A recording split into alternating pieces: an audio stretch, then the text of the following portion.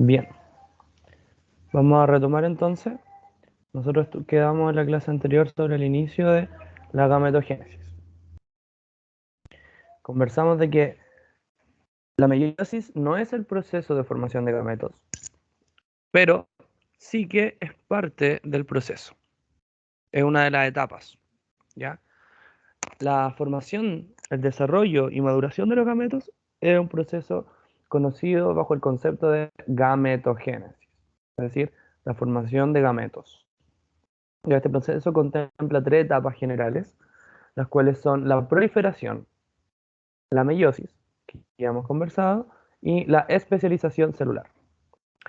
La proliferación contempla la mitosis, es decir, una célula, que en este caso son los gonios, se dividen, para asegurar que cada una de estas células que se ha dividido posteriormente pueda entrar y continuar el proceso con la meiosis y posteriormente con la especialización celular para formar gametos. ¿Ya?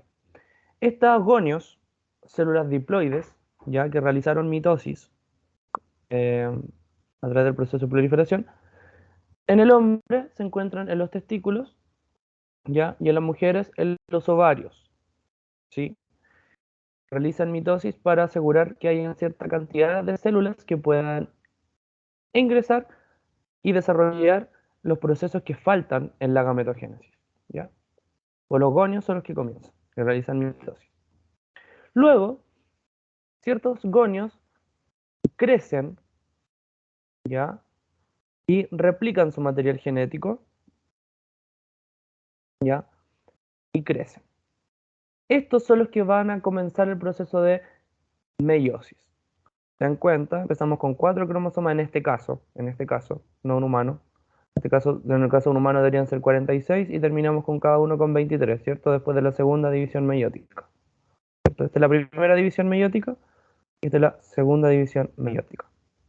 En el caso de la gametogénesis masculina de los hombres, se conoce como espermatogénesis, que es la formación de nuevos espermatozoides, y en el caso de las mujeres se conoce como ovogénesis, que es la formación de los ovocitos y el óvulo como finalmente, después de todo.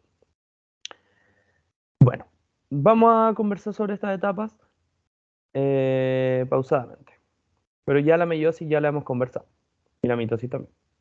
Pero vamos a conversar sobre en qué momento ocurre, dónde ocurre, etcétera. Esas cosas son las que tenemos que tener claras. Vamos a comenzar entonces hablando de la espermatogénesis. Dos lugares anatómicos importantes, los túbulos seminíferos y los epidídimos.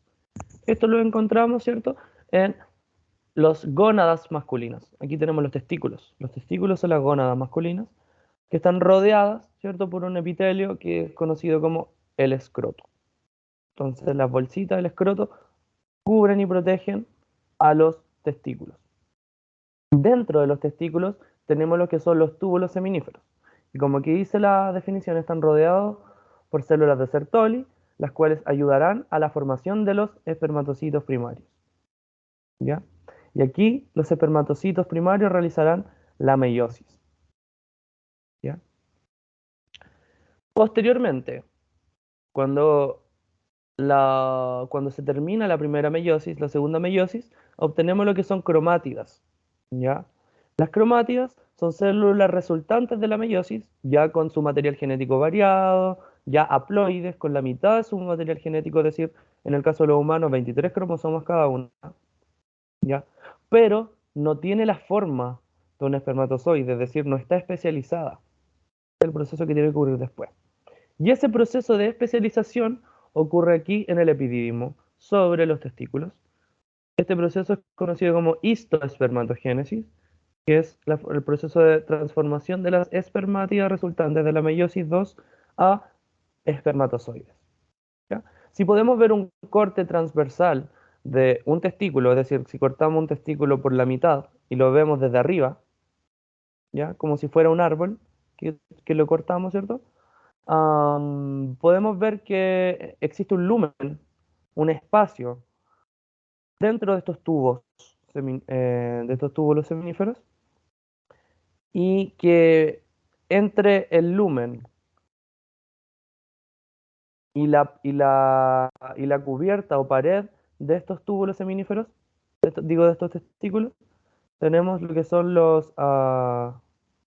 estos túbulos seminíferos, tenemos los distintos tipos de células, como son las células de Sertoli, que como dijimos van a favorecer la maduración de los espermatocitos y sus meiosis, sus crecimientos y todo lo que tengan que ver. Luego estos viajan por los túbulos seminíferos, ¿ya? Hacia los epidídimos, ¿sí? Y los epidídimos van a madurar. Una vez que maduren, ¿ya? Y hay alguna eyaculación, desde el epidídimo, los espermatozoides ya madurados van a viajar por los conductos deferentes hacia los ductos de la uretra, ¿ya? Y es por la uretra donde se libera el semen, el líquido preseminal y la orina, por un mismo túbulo, por un mismo conducto, ¿ya? Aquí surge también la importancia de la orina, o sea, del líquido preseminal, cuando un hombre va a realizar una eyaculación. Particularmente antes de eyacular, se libera un líquido que puede o no tener cierta cantidad de espermatozoides, pero además este líquido lubricador tiene la función de limpiar la uretra, ¿ya? De la acidez del pipí, por ejemplo, para que no afectar el semen, que es el líquido transportador de los espermatozoides. ¿Ya? Entonces, aquí es un tema muy importante todo este soporte que hay en esta estructura. Ahora, este proceso hormonal masculino este proceso masculino tiene una regulación hormonal. Entonces, hay que tener claro que, como mostramos en el gráfico, la cabeza de nuestro cerebro existen dos glándulas muy importantes. Las glándulas por excelencia se caracterizan, las glándulas endocrinas, por liberar hormonas. ¿Ya? Entonces, el hipotálamo va a liberar una hormona llamada GnRH. Este GnRH va a estimular a la hipófisis, que es otra glándula que está en el cerebro, específicamente a su parte anterior. La parte anterior de la hipófisis es conocida como adenohipófisis, y esta adenohipófisis va a liberar dos hormonas hipooficiarias llamadas folículo estimulante y hormona luteinizante. Estas hormonas van a viajar por la sangre, por las venas, arterias, etc. Y cuando viajan en cercanías de los testículos, en este caso, estas células testiculares van a tener receptores que van a captar las hormonas tanto folículo estimulante como luteinizante. Ya. La folículo estimulante va a estimular específicamente a las células de Sertoli, que están en el interior de los túbulos seminíferos, como habíamos visto anteriormente. Estos son los túbulos seminíferos, ¿cierto? Y aquí tenemos células de Sertoli apuntadas que van a captar, ¿cierto?, la hormona folículo estimulante y van a liberar factores de crecimiento, etcétera, que van a favorecer el crecimiento de estas células que están realizando la meiosis, espermatogénesis, ¿cierto? Que ocurre acá a nivel del lumen, ¿cierto? De los túbulos seminíferos. Y la hormona luteinizante, por otro lado, estimula a las células de Leydig, que están en exterior, como podemos ver acá, células de Leydig, aquí, ¿cierto? Ellas van a liberar hormona luteinizante. Y esta luteinizante va a estimular a las células de Leydig para formar testosterona. Y la testosterona va a favorecer también a la gametogénesis, a la espermatogénesis. ¿Sí? Em, bueno, la va a favorecer ayudando también al crecimiento y maduración de estas células interiores, que darán después origen a los espermatozoides. Um, ¿Qué otra cosa mencionarles? Recordar que los gonios, que son las células que realizaban mitosis muy al comienzo de la gametogénesis, van a haber dos tipos de espermatogonios. Van a haber los espermatogonios de tipo A y los espermatogonios de tipo B. Estos eran los espermatogonios, ¿cierto? Los que iban a dar, los que hacían mitosis y los que podían entrar a meiosis. Los espermatogonios tipo A van a seguir haciendo mitosis, seguir haciendo gonios, hasta que uno de ellos sea un tipo B, y este tipo B va en la pubertad, por acción hormonal, ¿cierto? Iniciar los procesos de meiosis y posteriormente especialización celular para formar gametos. Ahora, estas diferencias de espermatogonios A y B son diferencias genéticas, que no son importantes conocer para efectos de este curso, pero sí es importante saber que los espermatogonios B son los que van a continuar con el proceso de espermatogénesis para dar origen a espermatozoides. Entonces aquí podemos ver que es otra imagen más grande de lo que son los tubos seminíferos. Aquí ocurre la magia, ¿cierto? La formación de los de las espermátidas, ¿sí? Y también comentarles que los gonios, que son las células que realizan mitosis, ¿cierto? En los gonios B van a entrar a meiosis. Estos gonios em, viajan, células que van a dar origen a los gonios, digo, van a viajar muy tempranamente en el proceso de embriología. Cuando se está formando el embrión, estas células muy especializadas viajan y se van a adosar, ¿cierto?, a la cercanía de lo que son las gónadas, en este caso los testículos, y se van a acumular. Y por efectos de la pubertad, ¿cierto?, con la hormona, estas van a continuar su proceso para dar origen a espermatozoides. ¿Ya? Es decir, la espermatogénesis por excelencia ocurre en la pubertad. Los espermatogonios despiertan y empiezan a dividirse por meiosis en la pubertad. ¿Sí? Y los gonios, los espermatogonios también en la pubertad. Ahora, especialización celular. Decíamos que desde la meiosis 2 obtenemos espermátidas, que son ya células haploides y que ya tienen su material genético variado. ¿Ya? Pero no son espermatozoides. Necesitamos especializarlos, necesitamos que ocurra un proceso de diferenciación celular. Y para que eso ocurra, necesitamos especializarlos a estas células. Como podemos ver acá, el espermatozoide cuenta con una cabeza, con un cuello y con una cola. ¿Ya? Esta cola es conocida como flagelo, que está formada por proteínas. ¿Ya? Las proteínas entonces le permiten la movilidad al espermatozoide. En la región intermedia del espermatozoide del cuello se van a ubicar todas las mitocondrias que darán apoyo energético hacia el flagelo y permitirán el movimiento. Ahora, específicamente en la cabeza, el citoplasma se reduce bastante. Se reduce bastante y este núcleo haploide es el que se conserva. Entonces la cabeza del espermatozoide principalmente es núcleo, es decir, material genético, pero en la cabeza a cabeza, por decirlo así, se encuentra una estructura que se llama acrosoma. Que más que una estructura, es la agrupación de muchos lisosomas, que es un organelo celular, que en su interior tiene muchas enzimas, por lo tanto puede degradar. Entonces, la función del acrosoma, es decir, de todos estos lisosomas posicionados en la cabeza, va a ser después que en la fecundación, cuando tenga que ingresar, atravesar la corona radiada del ovocito y poder fusionar los núcleos, esta acrosoma ayuda a penetrar aquí entonces la corona radiada y poder ingresar al ovocito y fusionar sus núcleos. Entonces esto tiene una lógica, se especializó. Por otro lado tenemos la ovogénesis, que es un proceso bastante similar y distinto en varias cosas. Similar en que tiene el proceso también de proliferación, de meiosis y de especialización, pero hay diferencias sustanciales acá. Lo principal es que la ovogénesis comienza en el vientre materno. Las niñas ya nacen con ovocitos primarios, las niñas ya nacen con esto. Sus células ya van a haber duplicado su material genético y van a ser células listas para en algún momento iniciar el proceso de meiosis.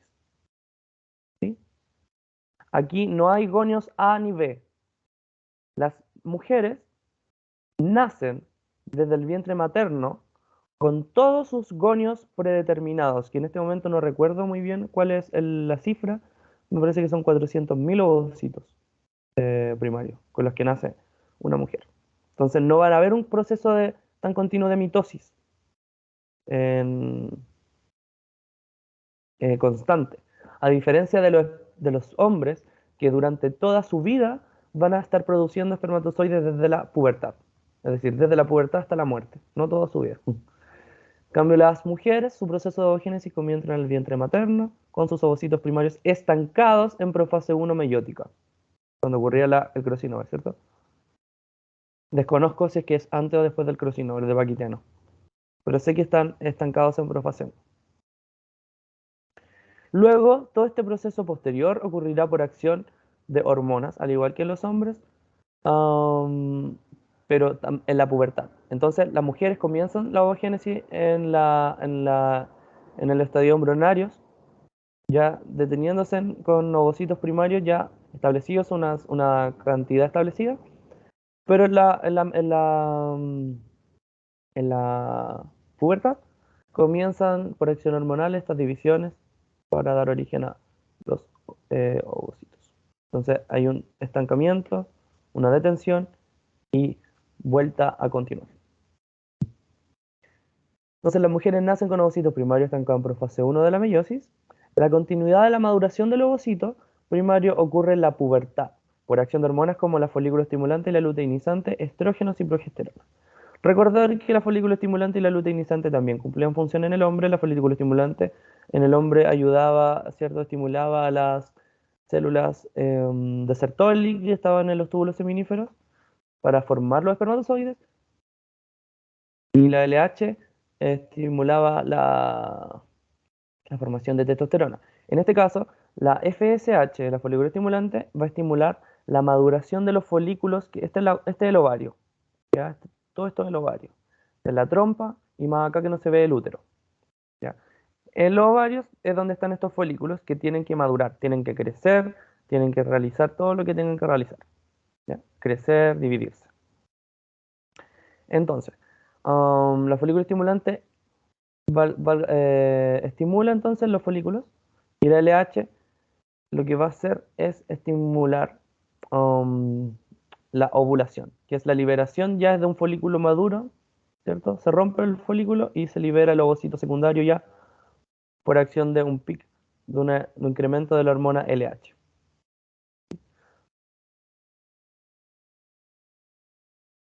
Y aquí dice, por acción de la FSH, el folículo crece y llega hasta metafase 2 de la meiosis. Es decir, este ovocito ya que ovuló, ya, lo que se ovula es un ovocito estancado en metafase 2.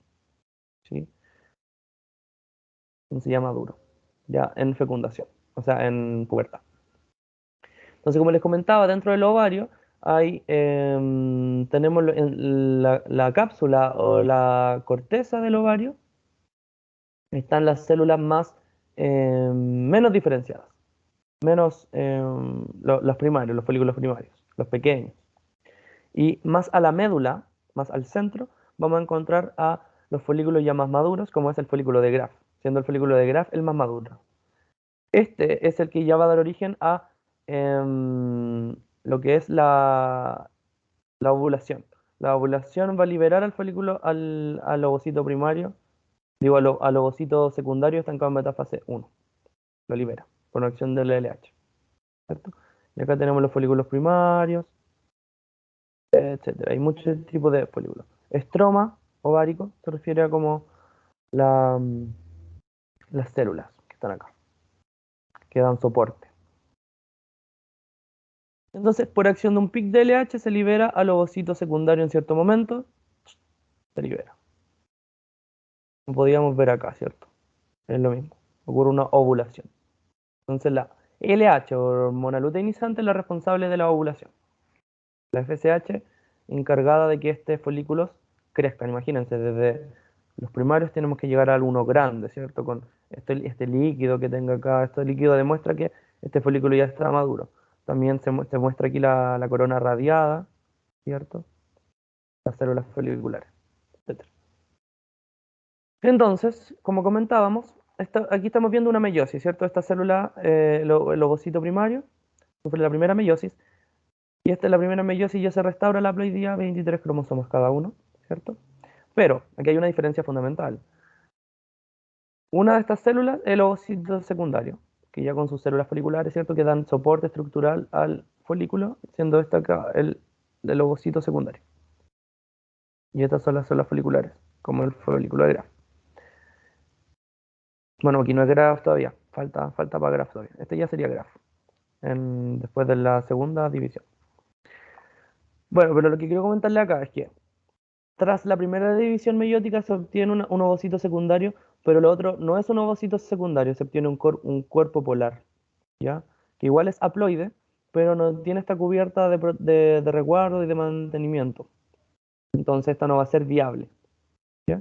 Y después ocurre la segunda división meiótica, este primer corpúsculo da origen a dos corpúsculos más, y este ovocito secundario da origen a otro corpúsculo y a un óvulo maduro, principalmente.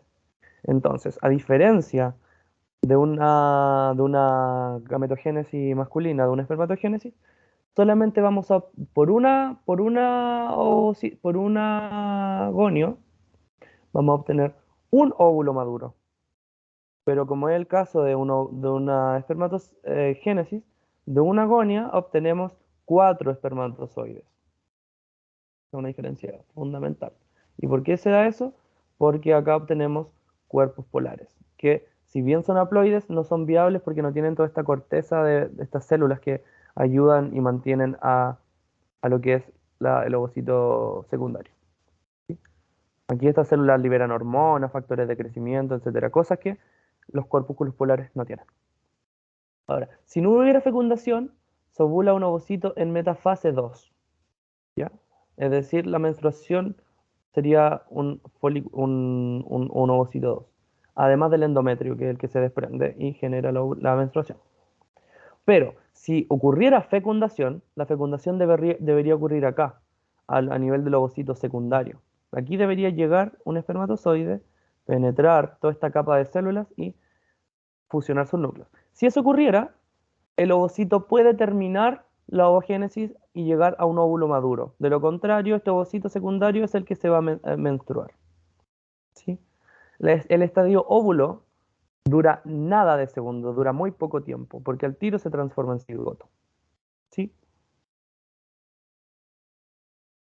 Entonces está aquí en el intertanto de la formación del cigoto. Muestra una micrografía de un ovocito secundario, ¿cierto? El corpúsculo polar, un corpúsculo polar. Está mucho más pequeño, no es viable. Y esta es las células que se muestran acá, de protección, las células foliculares, que liberan hormonas y factores de crecimiento. Como les comentaba entonces, la fase ovulatoria se va a liberar desde el corpúsculo, desde el folículo de Graf, se va a liberar el ovocito secundario que estaba en el interior, y este folículo de Graf se va a transformar en un cuerpo lúteo, ¿ya? Se van a llenar de lípidos, por eso se ve como amarillo, eh, y se van a liberar progesterona. Recordando que la progesterona es una hormona lipídica, entonces por eso tiene sentido de que se llene de lípidos, colesterol. Entonces este cuerpo lúteo, que antes era el folículo de Graf, que albergaba al ovocito secundario, se transforma ahora en una glándula endocrina, liberando progesterona. Entonces pueden ver, si no se produce embarazo, la progesterona aumenta porque el cuerpo lúteo va a liberar progesterona, pero rápidamente va a ser degradado y la progesterona baja. Ahora, si ocurre embarazo, este cuerpo lúteo va a estar liberando progesterona constantemente hasta que el endometrio crezca y sea viable para recibir un embrión en desarrollo. ¿Sí? Entonces la progesterona es importante para engrosar las paredes del endometrio. Puede ser sintetizando o formando vasos sanguíneos, estimulando glándulas secretoras. La idea es que crezca que crezca el endometrio. Ya todo esto es un tejido epitelial. Entonces la progesterona participa activamente en el engrosamiento y mantenimiento del endometrio. ¿Ya? Lo normal acá es que si no ocurriera embarazo, la progesterona baja y el endometrio, todo esto que se formó, ¿cierto? Para albergar al bebé, se desprende. Y eso que se desprende, que estamos viendo acá, que una parte del endometrio se desprende, viaja por la vagina hasta exterior, que es la vulva. Esto es importante también que sepan. La vagina es el conducto muscular elástico que está aquí en interior. Y lo que está en exterior, lo visible, no es la vagina, sino que es la vulva. Y entonces el endometrio se cae porque los niveles de progesterona bajan si es que no hay embarazo, porque el cuerpo lúteo se degrada rápidamente y todo eso, tanto el cuerpo lúteo como todo eso, se va en forma de menstruación, en sangrado, y se libera. Si no, si es que ocurriera embarazo, el endometrio se mantiene hasta que ocurra implantación del- de la célula. La implantación ocurre a nivel de las trompas de falopio, ¿ya? Ahí ocurre también la fecundación. Es decir, el espermatozoide debe entrar, ¿cierto? Entrar, y en las trompas de falopio ocurre la fecundación, y en los 3/4 de la trompa de falopio ocurre la implantación, ¿ya? De un blastocisto. Un blastocisto es un estadio posterior al cigoto, en el cual encontramos entre 8 y 64 células, ¿ya? Que se implantó acá en la pared de las trompas de falopio, o oviductos, que es un concepto más contemporáneo. Las trompas de falopio ahora se conocen como oviductos, y llegan al útero. Y en el útero ocurre la formación y crecimiento del feto. Entonces, me gustaría comentarle acá que las pastillas anticonceptivas, bueno, hay muchos tipos de pastillas anticonceptivas. Yo les voy a hablar de las pastillas anticonceptivas combinadas, que son ricas en estrógeno y progesterona. Lo que hacen estas pastillas, ricas en estrógeno y progesterona, es mantener constantes los niveles de progesterona y estrógeno. Por lo tanto, si es que el estrógeno nunca disminuye, digo, si la progesterona nunca disminuye, el endometrio nunca se desprende, por lo tanto, nunca hay menstruación. Nunca hay menstruación. Am, que lo otro que podría comentar acá es que los, la progesterona, los estrógenos, y como los estrógenos también se mantienen constantes, no va a haber no va a haber un pic de LH. Cuando los estrógenos aumentaba el LH y generaba una ovulación. Entonces, si es que estos estrógenos no aumentan, no va a haber un pic de la hormona LH y tampoco va a haber ovulación, ¿ya? Esto en el caso de ciertas pastillas combinadas. Hay pastillas que sí van a permitir la ovulación, otras que no. Hay algunas pastillas que van a dificultar la implantación del blastocisto en las trompas de falopio, y así hay muchos tipos. Es por esto que es importante consultar con las matronas, si es que ustedes quisieran llevar a cabo este tratamiento anticonceptivo. Ya es importante que sepan que cada cuerpo es distinto y la asesoría es importante porque estas pastillas cumplen una función en nuestro cuerpo y todos los cuerpos son distintos. Y además hay no solo una pastilla anticonceptiva, hay muchas que tienen distintas, por ejemplo, concentraciones de progesterona, distintas concentraciones de estrógeno. Entonces eso ocasiona de que el efecto en el cuerpo sea diferente. ¿Ya? Entonces, siempre asesorarse. Entonces, para continuar y para terminar, me gustaría cerrar comentándoles que, recapitulando en que la gametogénesis tiene tres procesos, ¿cierto? Los proliferativos, donde los gonios son los que se dividen, la proceso de meiosis, donde se reduce y se instaura la haploidía y la variabilidad genética, y la especialización celular, ¿cierto? Que en el caso de la espermatogénesis, las espermátidas se transforman en espermatozoides y los óvulos, ¿cierto? Que aquí debería ocurrir fecundación, se forman, ¿cierto? ¿Cuántas células resultantes eh, ¿Cuántos espermatozoides encontramos por cada agonia? 4. ¿Cuántos óvulos encontramos por cada agonia? 1. 1 y 3 cuerpos polares, que no son viables porque no tenían estos sustentos de células alrededor. Esperando la clase haya sido provechosa y entendible, les subiré este material y cualquier consulta que tengan pueden hacerla por el Classroom a nivel de comentarios. Yo estaré atento, se la responderé. Les deseo lo mejor. Nos vemos en una siguiente clase.